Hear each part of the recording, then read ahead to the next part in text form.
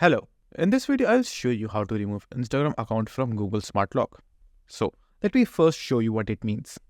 So let's say if I want to open Instagram account and then when I try to log in, at the moment I try to enter my account, a pop-up like this will appear, which is the Google Smart Lock.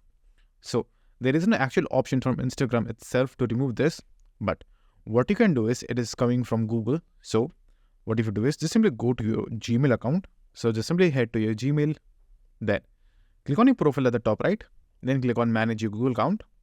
Now right over here, just simply scroll and then click on security. Now just simply scroll to the very bottom and over here you will have an option of password manager.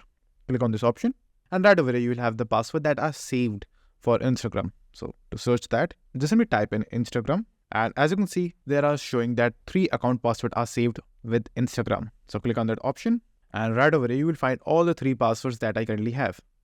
Now, if you don't want the pop-up, just simply click on delete option and delete the passwords. And by doing that, the pop-up will be gone. So that's it and thank you for watching. And do like subscribe to our channel and take care.